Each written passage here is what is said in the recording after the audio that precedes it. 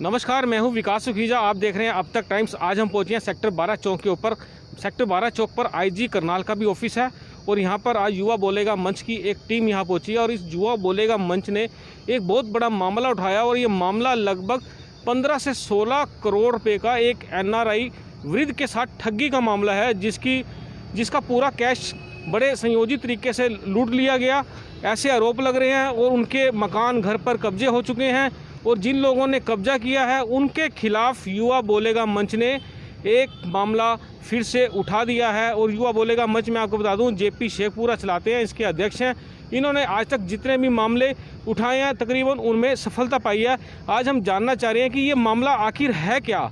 इसमें मैं थोड़ा सा ब्रीफ कर दूं। ये मामला है, ये करनाल के एक महिला और उसके पति दोनों एडवोकेट हैं। इनके अलावा एक और एडवोकेट है और एक इसके अंदर एक CA भी है। इन सब लोगों की मिली भगत के साथ साथ एक बैंक मैनेजर भी है। इन सब का एक सिंडिकेट है जिन लोगों ने मिलकर एक वृद्ध NRI का काफ़ी पैसा हड़प लिया। ये कहना है JP शेखपुरा का। और JP शेखपुरा इस मामले को लेकर आज अपनी टीम के साथ IG करनाल से मिलने के लिए पहुंचे। उन्होंने एक ज्ञापन भी सौंपा है। ये भी जानना चाहेंगे कि IG ने क्या कहा है इस मामले के अंदर। सबसे पहले JP, हम आपसे बात करना चाहते हैं, आखिरकार ये मामला है क्या। लोगों को आप बताओ कि ये मामला क्या था और आपने क्यों उठाया। युवा बोलेगा मंच ने आज ये मामला इसलिए उठाया है कि हमारा CM सिटी करनाल शहर में अगर कोई NRI बुजुर्ग आदमी भी रहते हैं वो सुरक्षित रहें। और दूसरी बात, आपके माध्यम से जो उनके बच्चे विदेश में रहते हैं वो रोज़ाना फ़ोन करते रहें और कैमरा लगवाएं ताकि घटना कोई ऐसी घटित ना हो जा सके। ये तो शुक्र है परमात्मा का कि 18 अगस्त और 2016 को अचानक गुरमीत सरदार जी जो कलेरी के एक्स सरपंच हैं, उन्होंने जब उनकी लड़की रविंदर कारसा जो हरभजन सिंह राणा एक NRI जिसने सारी उम्र तक इंग्लैंड में नौकरी की, इंजीनियर की, और उसके बाद रेस्ट करने के जब दिन आए 2010 में CM सिटी करनाल में आकर के कोठी ली 2183 सेक्टर 7 में और यहाँ आकर के आराम से रहने लग गया। और उसको क्या पता था कि पड़ोस में रहने वाले निलंबित एडवोकेट दंपतियों की निगाहें जो मेरे घर आ जा रही है उनकी गलत निगाहें हैं और वो आना जाना शुरू कर दिया। वो पहले उधारे पैसे लेने लगे और क्योंकि हमारे पास हम जो बातें बोल रहे हैं कि कागज़ के तहत बोल रहे हैं, हमारे पास एक कागज़ है। वहाँ पर मनीषा चोपड़ा जो अकाउंटेंट CA थी, वित्तीय सहायता उसकी संभालती थी, वो भी उनके साथ मिल गई। और उसके बाद उनके घर का बेदी लंका डाय पवन कल्याण एडवोकेट वो भी जो उसके साथ मिल गया। और फिर इंडियन बैंक जो CM सिटी में बस स्टैंड के पिछले का नी है, मिस्टर मिश्रा जो आजकल कलकत्ता है, वो भी उनके साथ मिल गया और पांचों ने शुरू कर दिया अपना खेल। और उसके बाद पता कैसे लगा कि 16 रक्षाबंधन वाले दिन अचानक सरदार जी उसको राखी बंधवाने। मैं इसमें आपकी बात काटना चाहूँगा। मुझे मामला बताओ, जो ये NRI यहाँ आए थे रहने के लिए वृद्ध, उनके साथ हुआ क्या था और उसके बाद कौन कौन लोग शामिल थे। मैंने बता दिया, उनके साथ 5 आदमी थे। उनके साथ उनको भड़ो करके वकील दंपत्ति से शुरू हुई। उन लोगों के साथ 16 रक्षाबंधन वाले दिन मारने की साजिश थी। वो ही तो बता रहा हूँ कि वो जब रक्षाबंधन वाले दिन जब गेट खुलवाया, चाबी संतोष यादव के घर से लाई गई, जो परिचित था, जो उसके वहाँ पर आया, तो वो वृद्ध आदमी सड़क इस पर फर्श पर अर्ध व्यवस्था में, अर्धनग्न अवस्था में गिरा हुआ था। अगर वहाँ कोई नहीं पहुँचता तो शाम तक वो ऊपर चला जाता, इस ज़िंदगी चला जाता और कोठी बंगला वो जितना पैसा था 16 करोड़ के लगभग सब इन लोगों का हो जाता। इन्होंने फर्जी वसीयत तैयार की है। इन्होंने कहा है कि फर्जी ये वसीयत है, इसको रजिस्ट्रेशन भी करा दिया यहाँ की कोर्ट में और कह दिया कि ये बुजुर्ग आदमी सब कुछ मेरे को दे के जा रहा है, मैं इसकी मालिकिन हूँ। और इसका बाद में जब रविंदर कारसा इकल्ली इकलौती लड़की, क्योंकि उसका भाई था 40 साल का, उसकी भी ब्रिटेन में डेथ हो गई थी, उसकी भाभी थी, की भी डेथ हो गई थी, एक उसका पिताजी जो करनाल में रहता था, एक वो वहाँ पर जो अपना नौकरी करती है। जब उसको पता लगा कि ऐसे ऐसे हो गया है, वो आई और उसको इलाज कराने के लिए वापस अपने इंग्लैंड में ले गई। 1.5 साल वो जिंदा रहा और जिंदा रहा तभी ये खेल जिसमें भी आस है कि न्याय मिल सके, उसने उस कानून के सामने अपने पिताजी को पेश किया जिस कानून के तहत आज हिंदुस्तान का कानून चलता है, क्योंकि इंग्लैंड से ही CPC कानून आया है। इन लोगों ने कितना पैसा इन वृद्ध का जो निकाल लिया है? 5 करोड़ खातों में 5 करोड़ रुपया निकाल चुके हैं और ज़्यादा निकालने का वो था। 5 करोड़ रुपया इनके खातों में आ चुका है, सभी के खातों में। 3.5-4 करोड़ रुपया यादव निलंबित फैमिली, क्योंकि निलंबित इसलिए कह रहा हूँ क्योंकि बार एसोसिएशन पंजाब हरियाणा ने सारे केस को टैकल करने के बाद इनको एडवोकेट से निलंबित कर दिया है। मतलब अभी ये प्रैक्टिस नहीं कर पाएंगे? नहीं, निलंबित कर दिया इनको। बार बार मैसेज कर रही है ना वहाँ बार एसोसिएशन, आप आओ अपना पक्ष रखो। मैसेज कर रही है, चिट्ठी दे रही है, ये जा नहीं रहे 3 महीने से। और इस क्योंकि चोर की दाढ़ी में तिनका, और अभी निलंबित हुआ है। उसके बाद हमारे वकीलों को, हम लोगों को इकट्ठा करके इनके चैम्बर भी खसवाएंगे, जो चैम्बर मिले हुए हैं। हम गलत आदमी का साथ नहीं देंगे, गलत आदमी हमारे शहर में रहना भी नहीं चाहिए। तो इतना पैसा, करोड़ों रुपया हड़पने के बाद कैसे ज़िंदगी गुजारेंगे, ये हमारी शर्म आती है। कानून के रखवाले अगर ऐसा काम करेंगे तो फिर आम जनता कहाँ जाएगी। मैं भी एडवोकेट हूँ, हैं, तो ये क्या कुछ भी हमने इसलिए इसको उठाया है ताकि इस लेन देन में जो अधिकारी जांच कर रहे हैं वो साफ सोच छवि के रहें, क्योंकि हमारे देश में लेन देन का जो मोटा मामला होता है वो पैसों के बोझ पे दब जाता है। इसलिए जब इन लोगों ने पैसे कैसे निकाले, कैसे कॉन्फिडेंस में लिया? कॉन्फिडेंस पे ये जो मनीषा चोपड़ा है ना, जो चार्टर्ड अकाउंट वित्तीय सहायता उसके हाथ में दे रखी थी, उसके पास सारी पासबुक थी, उसके पास सारे अकाउंट थे, उसके साथ मिल करके वह रिटर्न भरती थी साल में। उसको एक एक चीज़ पता था, बुजुर्ग को तो कुछ नहीं पता था। 3 खातों में 3 बैंकों में पैसे थे इसके बुजुर्ग के, 17 बैंकों में पैसा दिखा दिया इसका। वसीयत रजिस्टर करा करके वसीयत का कागज़ देवा बैंक में, और वहाँ कहते हैं कि नॉमिनी मेरे को बना के गया है, उसमें नॉमिनी बन जाए। उसकी जो जितनी एफडी थी, 3 एफडीआर थी बड़ी बड़ी, 90 लाख की, 1.5 करोड़ की, उसमें अपने आप को शामिल करे, आराम आराम से निकालना शुरू कर दिया। कभी 1.5 लाख, कभी 25 लाख, कभी 20 लाख निकालते रहे, खेल चलता रहा। बैंक मैनेजर इनकी सहायता करता रहा। आज वो भी गिड़गिड़ा रहा है। आज मनीषा चोपड़ा है, वो भी मतलब सिलेंडर करने को तैयार है। एक अनीता बटेड़ा है, उसके नाम कोठी कर दी वसीयत में, वह भी नुकैरी नहीं, गलत हुआ। अब ये 2-3 रह गए, सच्चाई तो सामने आनी है। अभी कैथल एसपी जांच कर रहे हैं। अरे पुलिस चाहे तो 2 घंटे में पता, 2 घंटे में 2 घंटे में बता देगी किसने क्या क्या किया, किसने क्या क्या किया। पुलिस चाहे तो ये, और क्या है, इनको पकड़ करके पूछा भाई क्या, क्यों किया ऐसा, सच्चाई बता सकती है। पर पता नहीं, जांच चल रही है। अभी भारतीय अरोड़ा आईजी साहब से मिले थे, उसने यही कहा। उसने क्या कहा, आप पूछ रहे थे ना कि क्या कहा भारतीय, क्या कहा आईजी साहब ने? आईजी साहब ने कहा क्या इंटरेस्ट है आप लोगों का। हमने कहा हम इस इंसान हैं, हम समाज सेवी हैं। हमारे पास 1 महीना पहले उस लड़की का फ़ोन आया है, यहाँ जीपीए जिसको देके गया वो आया है, तो इसमें कोई घोटाला ना हो जाए, हमारे शहर में बुजुर्ग आदमी सुरक्षित रहें। और एनआरआई और मीडिया के तहत इसको जगाने के लिए हम लोग समाज सेवा के तहत, युवा बोलेगा मंच के तहत आपको ज्ञापन देने आए हैं आईजी साहब, और इसको बेनकाब करवाना चाहते हैं। चाहे इसको न्याय दिलाओ इनको, चाहे इसको अन्याय दिलाओ, इसका दी एंड कर दो कि इसकी राम कहानी आखिरी यह है। क्योंकि 3 साल से ऐसे ही चल रहा है। पहले करनाल जांच चल रही थी, यहाँ पर शक हुआ कि यहाँ लेन देन चल गया, यहाँ से जांच उठवा करके ऊपर डीजीपी साहब ऊपर वहाँ से जब कैथल एसपी को जांच दी है। तो ये है आपकी मीडिया नहीं होती तो यहाँ ऐसे ही चलता रहता। आपके माध्यम से इसको आज बेनकाब किया है, और यही सोच रहे हैं कि इसमें कोई लेन देन ना चले बीच में अधिकारियों का या कुछ भी हो। स्वच्छ काम, मतलब इसकी लकीर खींची जाए कि ये है इसका दी एंड।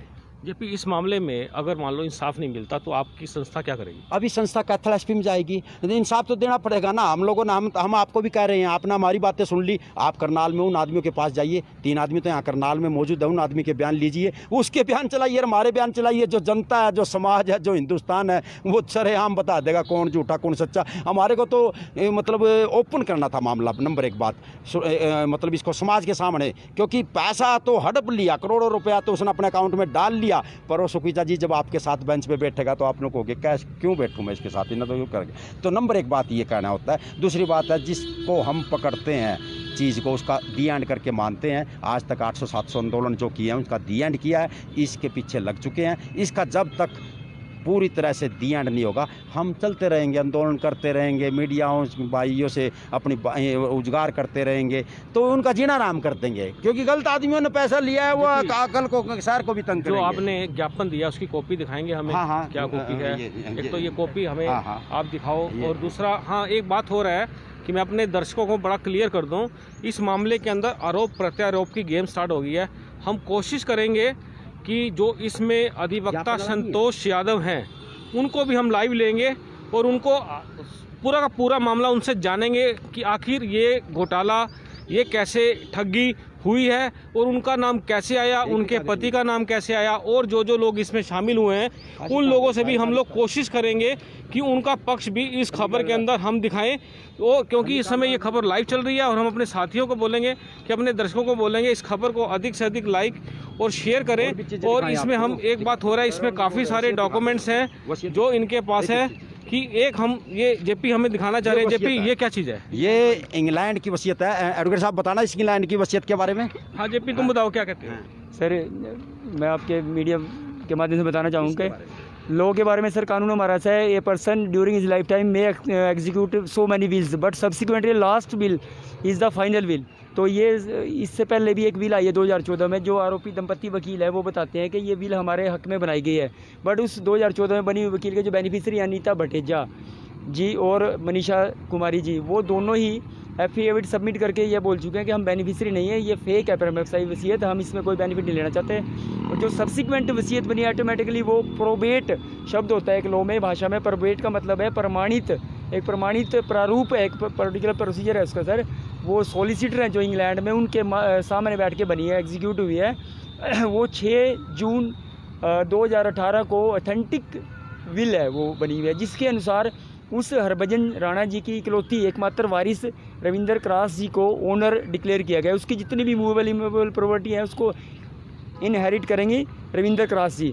तो उस वसीयत के आने के बाद भी ये क्लियर हो जाता है कि जो एफडीज़ में जो इतना पैसा गया हुआ है, अभी जैसे जेपी शेखपुरा भाई जी ने बताया, जो जितना भी इसमें पैसे की ट्रांजैक्शंस है, ये सारे transaction on record on paper हैं। पेपर बोलते हैं सर, ये जुबानी कलामी नहीं है सर, लिखतम के आगे कहते हैं वक्तम की कहानी नहीं, हमारे देसी न्याय में बताते हैं।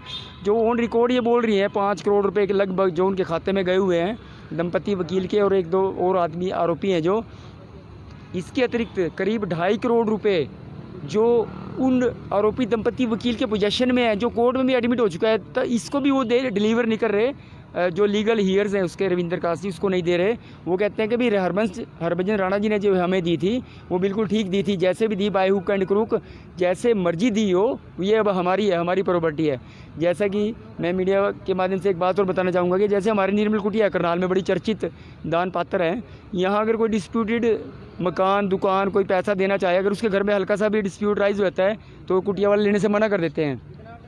यह तो एक नई लड़ाई होगी सर, रक्षक बनाम भक्षक, जांच के नाम पर आंच, पैसे के बलबूते पर जांच को भी प्रभावित किया गया है यहाँ। जो इस मामले के संदर्भ में ठगी, हनी ट्रैप, पैसा हड़पना और आपराधिक षड्यंत्र की विभिन्न धाराओं के तहत एफआईआर नंबर 595 13/7/2018 को जो दर्ज हुई थी पीएस सिविल लाइन करनाल में सर, उसकी जांच को आंच की कैटेगरी में परिभाषा में लाया गया। और इस मामले पर भी संज्ञान लेते हुए माननीय डीजीपी हरियाणा साहब ने Sushri Bharti Arora IGP Karnal police range Karnal की अध्यक्षता में दिशा निर्देशन में इस मामले की जांच चर्चित ईमानदार एसपी कैथल को सौंप दी है, और जहां हमें पूरी उम्मीद है कि जल्दी न्याय होगा। आज युवा बोलेगा मंच के माध्यम से हमने सुश्री भारती अरोड़ा जी को ज्ञापन दिया कि इस मामले में त्वरित और कारगर सकारात्मक कार्रवाई पारदर्शिता बनाते हुए जल्दी की जाए, ताकि एक और मैं आप मीडिया बंधु के माध्यम से बताना चाहूँगा।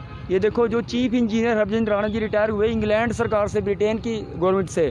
चीफ इंजीनियर रिटायर होने के बाद वो नेटिव लैंड मदरलैंड इंडिया को सिलेक्ट किया उन्होंने लास्ट के टाइम मूवमेंट करने के लिए। यहाँ 2183 नंबर जो कोठी ली, और जो उनके साथ प्रताड़ना, पीड़ा, वेदना, दुख दिया गया आरोपी दंपति वकील के द्वारा, जिसकी वजह से वो अब इस दुनिया में नहीं रहे।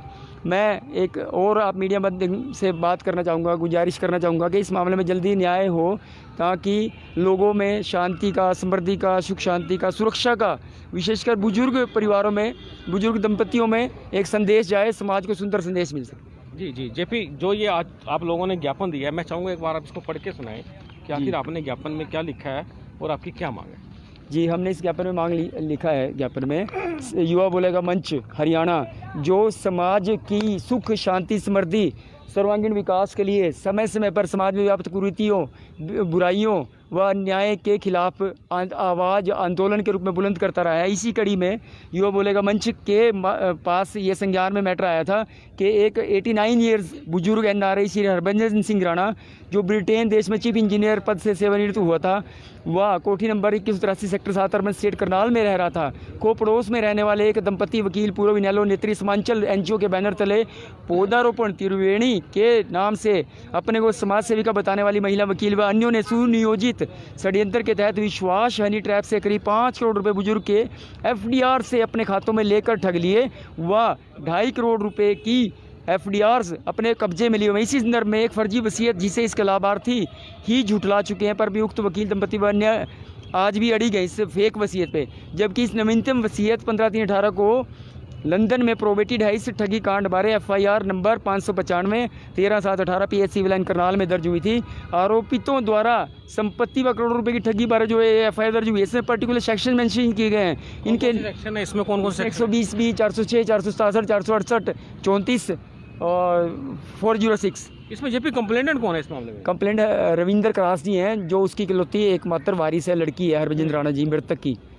और मैं एक बड़े ज्ञान की बात बताना चाहूँगा। माननीय bar council Punjab and Haryana at Chandigarh ने एक स्पेशल मीटिंग ऑर्गेनाइज करके 6/3/20 को एक ऑर्डर पास किया है जिसके माध्यम से इस दंपति वकील के लाइसेंस निलंबित कर दिए गए हैं। और इसमें यह भी मेंशन किया गया पर्टिकुलर इस दंपति वकील को काफ़ी मैसेज मैसेंजर से, व्हाट्सएप से, पर्सनल डाक से, पर्सनल विजिट से दिए गए हैं, बट ये जानबूझकर पेश नहीं हो रहे हैं क्योंकि ये पैसा ये भी मानते हैं कि इन्होंने लिया हुआ है, बट ये नहीं बता रहे on which behalf they have grabbed that money. Now they are saying the money which has been given or taken by us that's our money. जी, मैं आपको बता दूं अपने दर्शकों को, इस खबर को हमने आज से 3 महीने पहले पब्लिश किया था जब करनाल के एक दंपति वकील को पंजाब एवं हरियाणा बार काउंसिल ने उनका लाइसेंस रद्द कर दिया था और उस पे जो नोटिफिकेशन जारी किया, जो एलिगेशन लगाए गए वो पूरे के पूरे हमने पब्लिश किए। और इसी मामले को आज युवा बोलेगा मंच ने उठाया है। इसमें एक मामला छोटा सा और भी आया है कि जो युवा बोलेंगे मंच के अध्यक्ष हैं JP शेखपुरा, उनको एक धमकी मिली थी, इसके बारे में हम जानना चाहते हैं। JP क्या धमकी थी वो? हाँ, धमकी सतपाल यादव जी जो संतोष यादव जी के हस्बैंड है, उन्होंने रात को फ़ोन किया था और फ़ोन करने के बाद मैं आपको धमकी सुना दूं तो धमकी दी थी। उसके साथ धमकी के साथ हम लोगों ने थाने में दरखास्त दी है जिसका आज तक कोई कार्रवाई भी नहीं हुई है। वो केस को दबवाना चाहते थे, तो धमकी तो मिलती रहती है सर, और धमकियाँ को हम इग्नोर कर देते हैं। तो ये धमकी इन लोगों ने, निलंबित दंपति जोड़े ने जानबूझ के दी थी ताकि मतलब आवाज़ आगे ना कर सके। और इसका अभी तक कोई FIR दर्ज नहीं हुई है। मैंने अपनी एप्लीकेशन दे रखी है करोंडा थाने में। जी, आपको बताएं कि जो ये धमकी भरा एक पत्र भी लिखा है JP शेखपुरा ने SHO घरोंडा को लिखा है कि उनके साथ एक व्यक्ति है जो संतोष यादव के पति बताए जा रहे हैं, उन्होंने फ़ोन कर इनको धमकी दी है, जान से मारने की भी धमकी दी है। और उन्होंने उसका जो वॉइस रिकॉर्डिंग थी वो पूरी की पूरी रिकॉर्डिंग उन्होंने वो पुलिस को भी सौंपा है और माना जा रहा है कि जल्दी इस पर भी कार्रवाई हो जाएगी। लेकिन आज जिस तरह से मामला उठाया, आप ये रिकॉर्डिंग सुनो एक बार। फिर बोलो। हाँ तो अच्छा, मैं मैंने ग्रुप में ज्वाइन कर लेना। मतलब की बात करो। मतलब की करूँ मैं? तेरे खिलाफ क्या चल रहे? मेरे पता चलते रहते हैं मुकदमे। फिर अरे यही चलते रहो। जीत के तू ग्रुप में ज्वाइन कर रहा तो किसको ज्वाइन कर रहा हूँ? जो इसका पवनदीप कर इसमें वो कर रहा तो कटिंग। कौन पवनदीप? कौन को पवनदीप? इतना बड़ा लाएगा कल, इतना बड़ा उत्साह। ऐसा गलत मत बोल। गलत नहीं बोलता, मेरे भाई सुन ले बात, बताओ ठीक है ना? अब ऐसा है, अब ये कहते हो भाई साहब, जहाँ कहते हो वहीं आ जाऊंगा। तू मन जाना। ठीक है, आप अपना काम करो, हम अपना काम कर रहे हैं।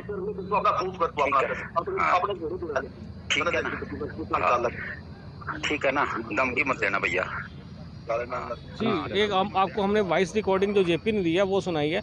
जो भी हो इस मामले के अंदर हम कोशिश करेंगे, जो इसका दूसरा पक्ष है जिस पर आरोप लगाए जा रहे हैं उनसे भी उनका पक्ष लेने की जानकारी लेंगे ताकि लोगों को सच्चाई पता लग सके कि एक्चुअली में पूरा मामला है क्या है।